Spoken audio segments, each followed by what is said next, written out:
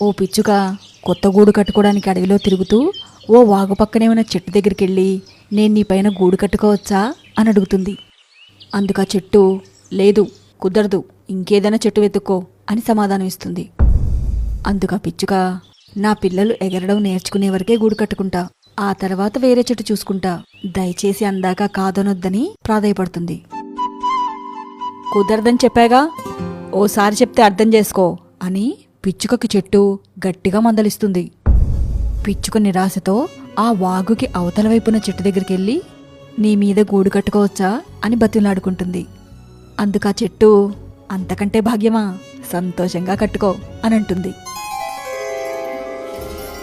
పిచ్చుక ఆ చెట్టుపైన గూడు కట్టుకొని సంతోషంగా ఉంటున్న కొన్ని రోజులకే ఓ రోజు భయంకరమైన గాలి దుమారంతో పెద్ద వర్షం వచ్చి మొదట్లో పిచ్చుక గూడు కట్టుకుందాం అనుకున్న చెట్టు వేర్లతో సహా ఊడి వాగులో పడిపోతుంది. ఎదురు చెట్టు మీదున్న పిచ్చుక ఇంకా దాని పిల్లలు అది చూసి, మేము నీ పైన గూడు కట్టుకుంటా ఉంటే వద్దన్నావు, ఇప్పుడు చూసావుగా నీ పరిస్థితి అని హేళన చేస్తారు.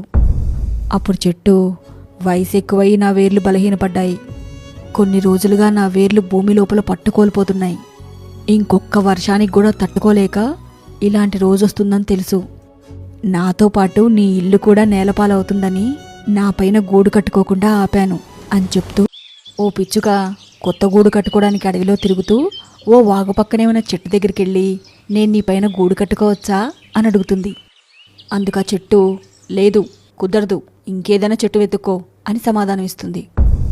అందుకా పిచ్చుక నా పిల్లలు ఎగరడం నేర్చుకునే వరకే గూడు కట్టుకుంటా, ఆ తర్వాత వేరే చెట్టు చూసుకుంటా, దయచేసి అందాక కాదనొద్దని ప్రాధేయపడుతుంది. కుదరదని చెప్పాగా, ఓసారి చెప్తే అర్థం చేసుకో అని పిచ్చుకకి చెట్టు గట్టిగా మందలిస్తుంది.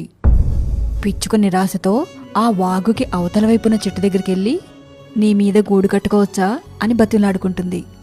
అందుకా చెట్టు అంతకంటే భాగ్యమా, సంతోషంగా కట్టుకో అని అంటుంది.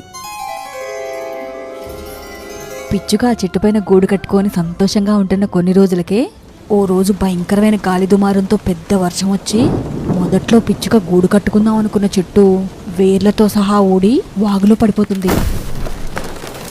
ఎదురు చెట్టు మీదున్న పిచ్చుక ఇంకా దాని పిల్లలు అది చూసి, మేము నీ పైన గూడు కట్టుకుంటా ఉంటే వద్దన్నావు, ఇప్పుడు చూసావుగా నీ పరిస్థితి అని హేళన చేస్తారు. అప్పుడు చెట్టు, వయసు ఎక్కువై నా వేర్లు బలహీనపడ్డాయి, కొన్ని రోజులుగా నా వేర్లు భూమి లోపల పట్టుకోల్పోతున్నాయి, ఇంకొక్క వర్షానికి కూడా తట్టుకోలేక ఇలాంటి రోజు వస్తుందని తెలుసు, నాతో పాటు నీ ఇల్లు కూడా నేలపాలవుతుందని నా పైన గూడు కట్టుకోకుండా ఆపాను అని చెప్తూ